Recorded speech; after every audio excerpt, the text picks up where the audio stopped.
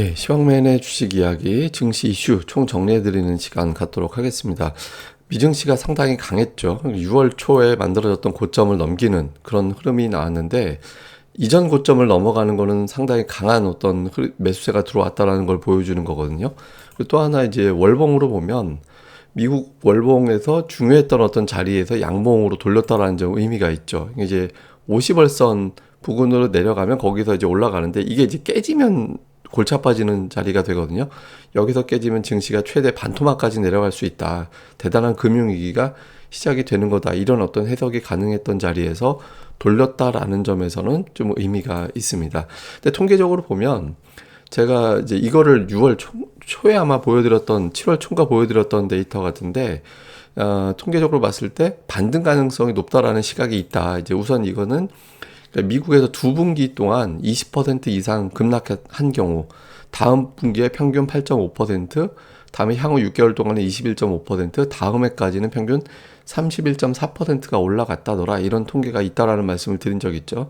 그러니까 지난 두 분기 동안 20% 이상 급락했기 때문에 일단 많이 빠졌으니까 기술적 반등은 가능해. 이런 시각이 있었고요. 그리고 또 하나는 평균적으로 7월이 좀 강했어요. 특히 이제 최근에 10년 동안 놓고 보면 7월이 통계상 세 번째로 많이 올라가는 그런 달이었거든요. 그래서 7월에 워낙 강했던 데다가 워낙 상반기에 많이 빠졌기 때문에 기술적 반등이 나올 만한 위치였다. 이게 하나의 어떤 투자들에게 어필이 됐던 부분이었고, 이것도 예전에 제가 한번 보여드렸던 데이터입니다. 이것도 6월 초에 제가 보여드렸던 데이터인데, 이건 뭐냐면 한 주에 6% 이상 급반등을 하면, 그러니까 증시가 한 주에 6% 올라가는 건 매일 1% 이상 올라가는 거니까 굉장한 강세를 보인 거잖아요. 그렇게 반등을 보인 그 이후의 통계를 봤더니 3개월 후에는 평균적으로 5.6%, 6개월 후에는 평균 12.5%, 12개월 후에는 평균적으로 21.7%가 올랐다. 그러니까 많이 빠진 이후에 올라갔든 올라가다가 더 올라갔든 이런 센 매수세가 들어오면 한동안은 그 매수세가 더 활약을 하기 때문에 증시가 올라가는 경향이 있었다라는 거죠. 그러니까 이게 이제 3월 18일 이후에 통계가 이제 나오게 된 거고, 5월 27일에 나왔던 6%의 상승, 이 통계가 나온 건데, 어쨌든 결과적으로 보면 뭐 좀 올라가려는 시도가 있었구나. 저런 매수세가 들어왔던 게 한 번에 다 빠져나가지 않고 어느 정도 이제 맹활약을 했구나라는 점도 있었죠. 근데 이게 확률로 보시면 74%, 78%, 82% 확률이라 100%는 아니거든요. 그러니까 나머지 20% 확률은 안 올랐던 확률도 있기 때문에 그 확률도 존중을 해야 됩니다. 그러니까 어쨌든 통계적으로는 그랬다라는 거고요. 그리고 시장이 이렇게 올라갈 수 있었던 거는 금리 인상이 생각보다는 이제 좀 약해질 수 있을 것 같다. 피크를 쳤다. 이런 분석이죠. 이게 9월 회의에서의 금리 인상 확률인데 0.5%포인트 올릴 것 같다. 이렇게 보는 사람이 70%, 0.75%포인트 올릴 것 같다가 30%. 그러니까 금리 인상은 이번 0.75를 피크로 더 이상 이만큼 올리지는 않을 것 같아. 라고 생각하는 사람들이 늘어난 거죠. 12월에 미국의 기준금리가 어떻게 돼 있을까? 12월까지 얼마나 더 올릴까? 이거에 대한 이제 전망은 1%포인트 올릴 거야 라고 보는 게 45.4%, 0.75가 33%인데, 지금 이제 남은 회의가 3번이거든요. 3번 동안 1%포인트 올린다라는 거는 0.5, 0.25, 0.25 이렇게 간다라는 게 되잖아요. 그래서 금리 인상이 그 폭으로는 피크를 쳤다라는 점이 이제 시장을 끌어올리는 그런 계기가 됐던 것 같습니다. 그 다음에 이제 인플레이션 지표를 좀 보면 이거는 좀 찜찜합니다. 국제유가가 올랐어요. 98달러. 근데 잘 보시면 장중에 거의 102달러까지 올라가는 그런 움직임이 있었거든요. 이제 다시 인플레이션 지표가 좀 올라가고 있는 점은 부담이 되죠. 그러니까 증시가 올라가 버리니까 사람들이 소비 좀 하겠는데 이런 기대치가 있는 거예요. 밀 가격도 오면 이제 그 우크라이나 침공 이전 수준으로 빠져 있긴 하거든요.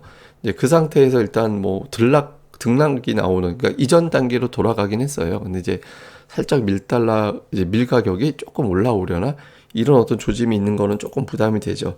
근데 이제 그나마 다행스러운 건 달러 인덱스가 계속 하락하고 있다는 점. 그러니까 108 넘어갔다가 지금 105까지 빠졌고, 이게 이제 추후에 만약에 104.73에 있는 저 51선까지 깨고 내려간다라면 상당히 안도감을 줄 수 있거든요. 그래서 다음 주에 달러 인덱스가 여기서 튕겨 올라가느냐, 아니면 104.7이 있는 저 51선 밑으로 내려가느냐, 이게 이제 상당히 중요한 변수가 될 것 같습니다. 이게 이제 내려가지면 이제 돈을 쥐고 것보다 어딘가 투자를 해야 된다. 이게 뭐 물론 이제 채권일 수도 있겠지만 어쨌든 돈이 빠져나오는 게 더 좋거든요. 그래서 달러화의 움직임은 좀 봐야 될 것 같습니다.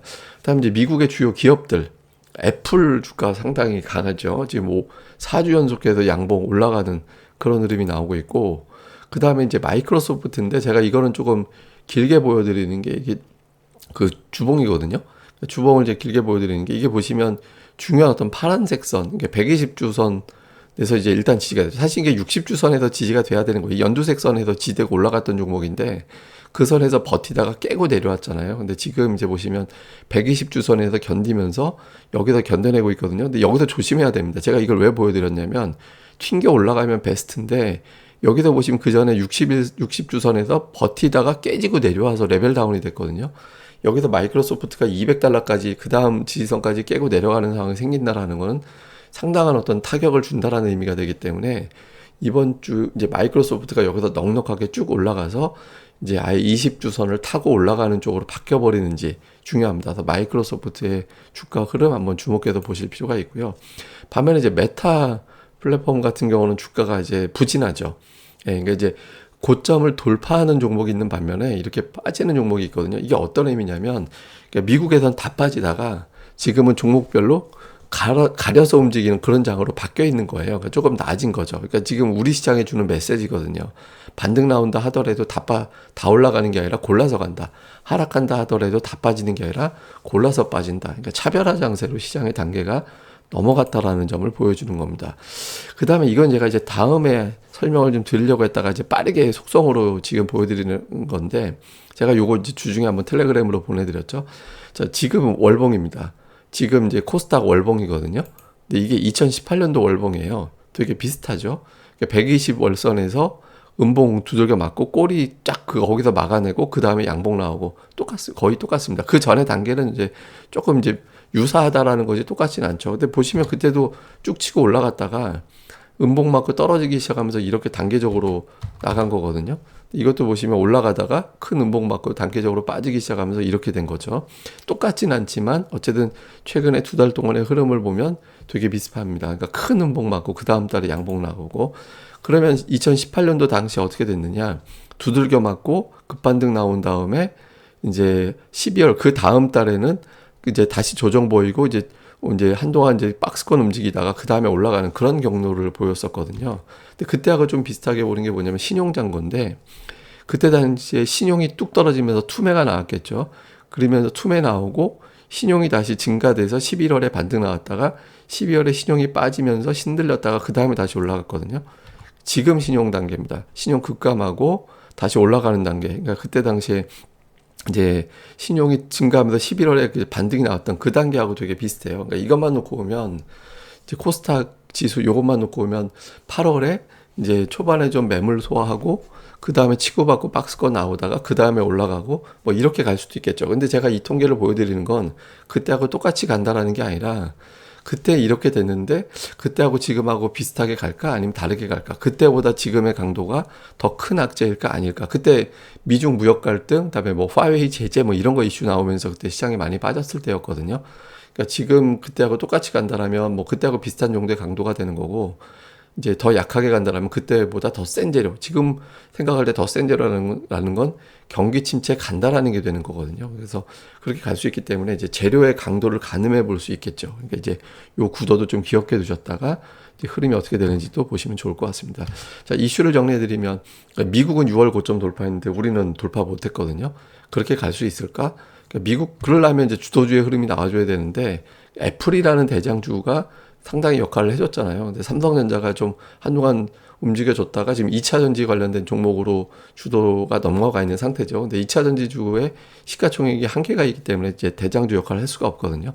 삼성전자가 어떻게 돌아가는지가 되게 중요하고 조금 찜찜한 건 인플레이션 지표가 올라오고 있다는 거죠. 그러니까 국제유가, 곡물가격 이런 게 이제 확실하게 더 떨어져야 되는데 특히 이제 유가가 다시 WTI 기준으로 올라가고 있다는 점 이게 이제 조금 찜찜해서 이 지표가 안정돼야지 지표 잡겠다고 금리 올렸는데 이게 안 잡히면 이상해지는 거잖아요. 예, 그리고 이제 지금 ADR이 상당히 높다.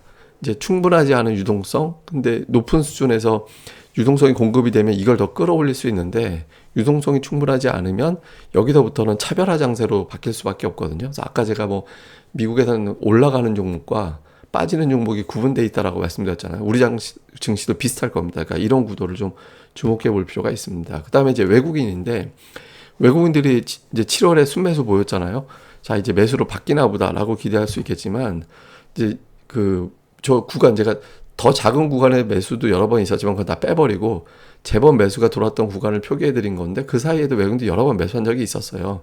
근데 결과적으로는 60조 원 이상 매도가 누적이 돼 있잖아요. 2020년 3월 이후에.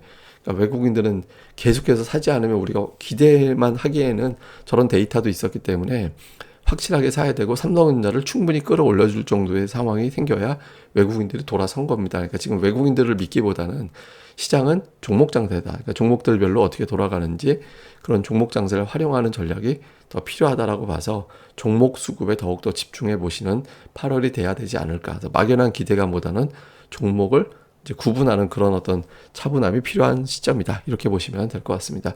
그때마다 제가 외국인 데이터 2018년도 비교는 이거 따로 뽑아가지고 설명을 드릴 거니까 또 이제 나중에 잘 보시면 좋을 것 같습니다.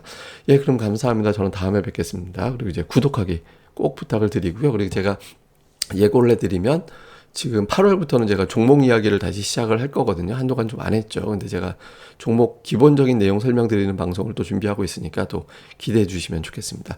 예, 그럼 감사합니다. 전 다음에 뵙겠습니다. 구독하기 꼭 부탁드리고요.